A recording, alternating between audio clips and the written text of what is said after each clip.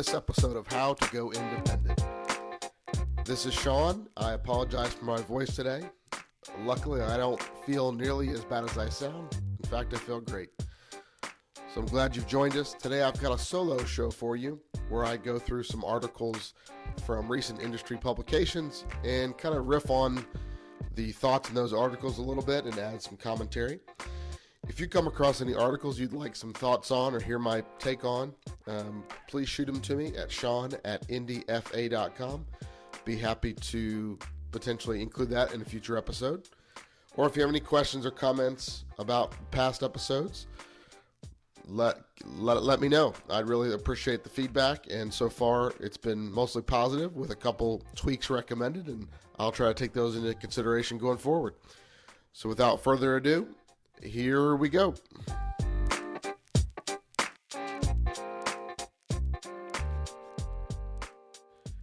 The first article is from the February 2016 issue of On Wall Street. We'll put a link to it in the show notes.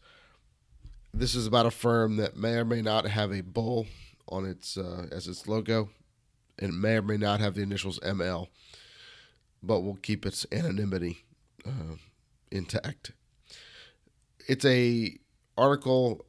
This firm XYZ raises bar on broker pay.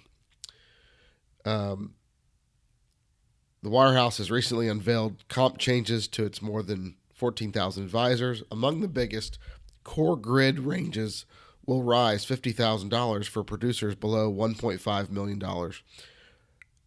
And then the next sentence, which is interesting to me, core payouts remain the same.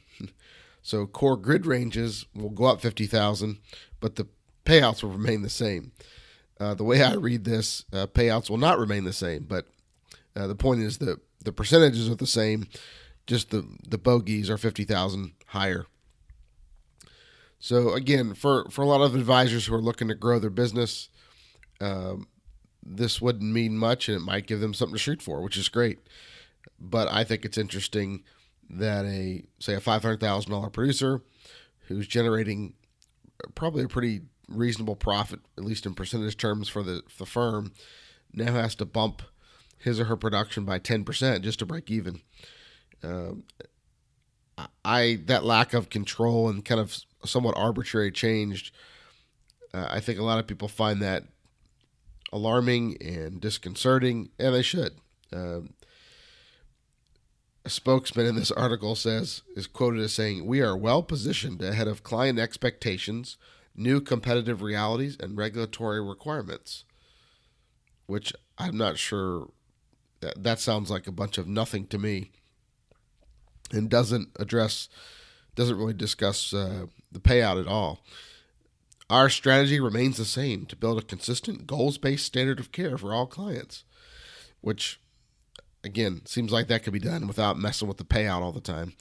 And again, some of these changes might end up being good at times for advisors, but any amount of energy that we have to spend parsing through our compensation documents and all the moving parts, I view that as a deadweight loss to society, because as advisors, we're naturally going to want to know how we're paid. We're going to want to figure that out.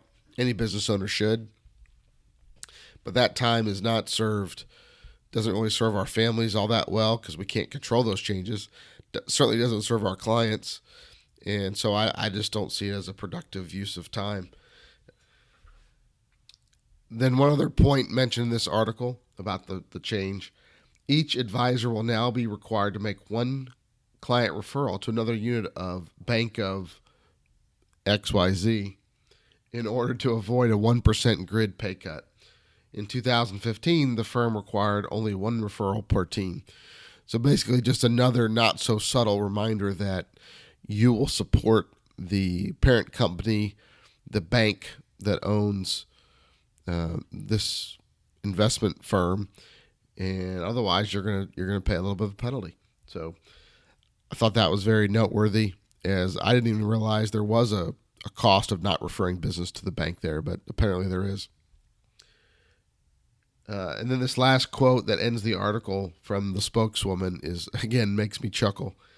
The compensation plan and the investments we continue to make in our platform and advisor practices are based on three principles: giving our advisors incentives to grow while encouraging alignment with our strategy, providing resources to support advisor practices, and make it easier to do business. To me, the key phrase there is encouraging alignment with our strategy. So that makes it very clear you'll get paid as long as you like our strategy. So I guess that goes to the very fabric of why those of us that are independent love being independent, because the strategy is ours in terms of the types of investments and types of practices we run.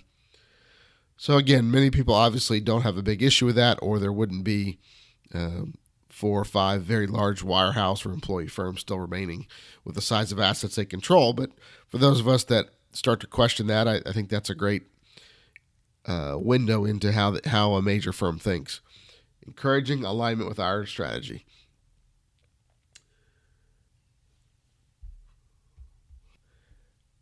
The next article is also from On Wall Street magazine. This is from December 2015. I think this is a great source of material, I guess, for me, because it's targeted at the wirehouse type advisor. This is actually an interview with Edward Jones, principal, who's in charge of assets and office sharing department.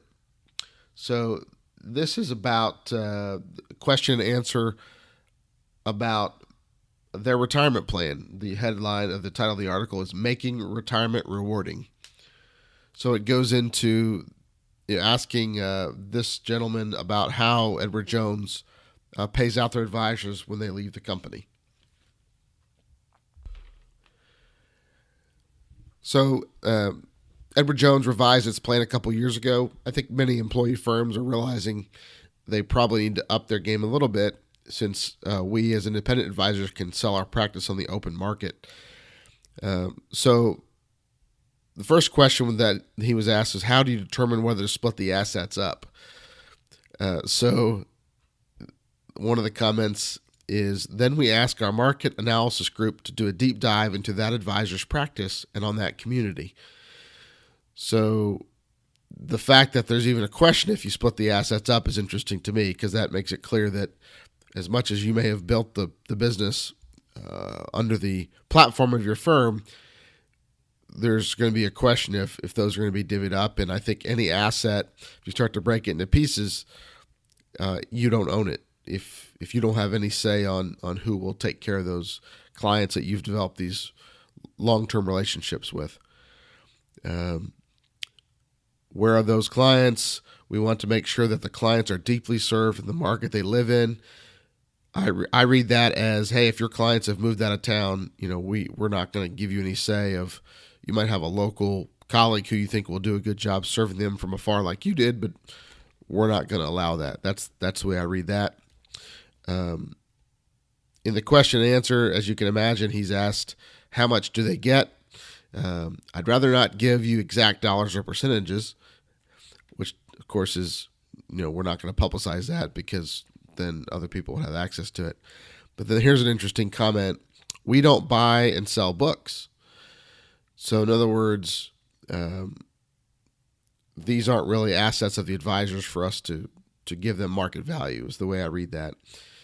Certainly they don't sell books. They other than to keep advisors kind of in place by handing them assets that they won't be able to move because the relationships belong to the firm. So I guess that's a takeaway for anybody that's building a business that generates a lot of revenue. But if you're having clients handed to you one way or another, keep in mind that makes them a lot stickier to the firm you're working with and for. So if you ever consider leaving or going independent, you might want to really look hard at where the relationships come from. That's probably something I could do a whole episode on how to determine what your retention rate might be if you leave, particularly to go independent. If you're having, folks that have been with this firm for 20 years and you're only 5 of that, your retention rate is not likely to be that high. So I guess I found this article interesting overall because it's about the transition plan and how it's supposed to help the advisor. They even mentioned at the beginning the aging of the advisor population. So, but it still very much talks about the firm's objectives and goals, about when they might try to create a new office. So I think that's just something to keep in mind, that, no matter how hard you've worked to build your practice, if someone else will someday be making the decisions on who these people work with, I think that says something. I'm 40 years old as I record this episode. I hope to be doing this a long time. But when, not if, but when the time comes for me to leave the business, I sure hope I get to have the first recommendation to my clients who they'll work with. Clients will always have the decision to work with whoever they want, but I sure hope I have the flexibility I have now to transition those advisors to someone I've hand selected, versus kind of being at the mercy of an institution with 15,000 advisors and profit motives to meet, et cetera. So just an interesting topic of who decides who your clients work with if you decide to sell your practice. If I'm 40, but if I want to sell my practice and, consult with other advisors full time, I could do that right now and not incur any kind of discount or any penalty for my age or experience or tenure with any particular firm. So again, another valuable thing to keep in mind. This next article is from Investment News back in October of 2015. Again, we'll have a link to this in the show notes as well. Titled "Advisors Seek Independence but Less Often as Entrepreneurs. Breaking away increasingly means joining an RIA, not starting one," Cerulli reports. So this is based on a new report by the big research firm in our industry, Cerulli Associates. Apparently, advisors who are employee channel folks were surveyed, and about 35% said they would be inclined to join an existing independent firm as a principal or partial owner. About 30% would be inclined to start their own firm with other advisors, and about 18% would start their own firm on their own. And the same percentage, another 18%, would join an existing independent firm as an employee, the survey found. Advisors considering the RIA channel are increasingly looking to join existing firms that can provide them with not only the necessary operational infrastructure, but also a sense of community, said Bing Walder, director at Cerulli. So these numbers are very interesting, partially because I'm assuming that not every single advisor surveyed who's in the employee channel has really explored all the options out there for if they want to set up their own shop, the support they could get and what that would look like. So I think these numbers would be even higher if that was the case, just because I would guess that the typical employee advisor may be operating under some old assumptions about what independence means and what kind of help is available. I think they'd be shocked and amazed at all the different options available for relatively low cost in terms of what they give up in terms of income and what the cost to kind of support their own business is. So I think most of the reasons that an advisor that's looking to go independent would not want to plug in with someone else is because they want to have that feeling of ownership and control that would be usually a reason for escaping the employee setup. But there's such an array of options around today that support independence. And from a legal framework, it may not even matter as much if you're an employee or owner, whether that's 1099 or how you're paid. It's more about the control of the day-to-day operations. So, one of the big benefits that most advisors, especially successful ones, still have at a major firm is day-to-day flexibility. No one telling you where to be and when to be most of the time. So if you extend upon that, which most of these services and sub-aggregators, as Cerulli calls them, do, there's huge opportunity to be, I guess a term we hear a lot is independent but not alone. You have your own practice, but you're using other people's support systems, and you don't really give up any equity in your business other than the small slice of revenue that the way you pay these support providers. But again, you have to pay someone for compliance support and payroll and other administrative things, regardless, you're paying for it one way or another. Either you pay for it as an employee at a wirehouse through a really reduced payout, or you pay for it by hiring it directly if you're building your own firm from the ground up, or kind of in between, but much closer to the ground up model is you find someone who's already got that set up, the key kind of bread and butter stuff you have to have, and for a relatively low cost, you can add on to that. You can sit on that platform and own your practice. And that's, to me, a wonderful, wonderful development in our industry, because just about anybody with a viable business as an employee can have their own practice with relatively minimal cost. At the end of this investment news article, Cerulli also asked these advisors what major concerns they had about switching to an independent model.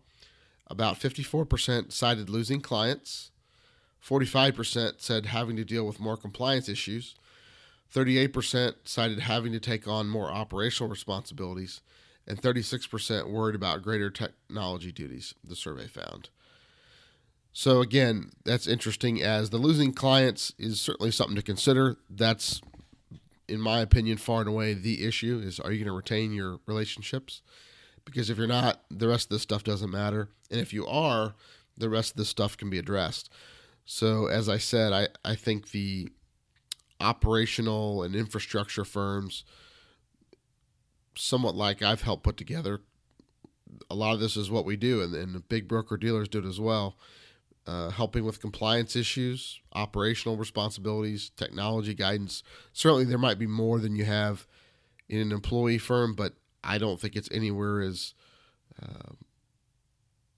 onerous and intimidating as people probably think.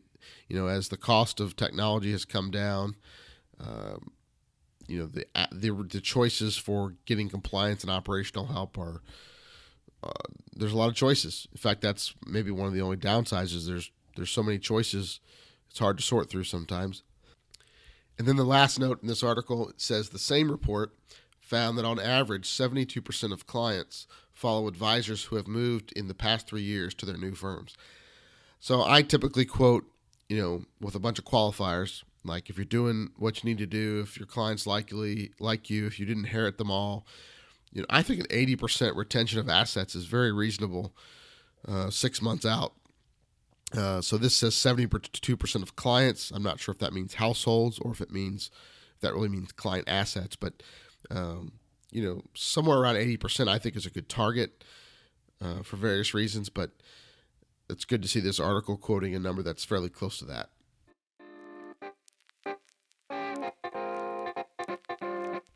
And there you have it.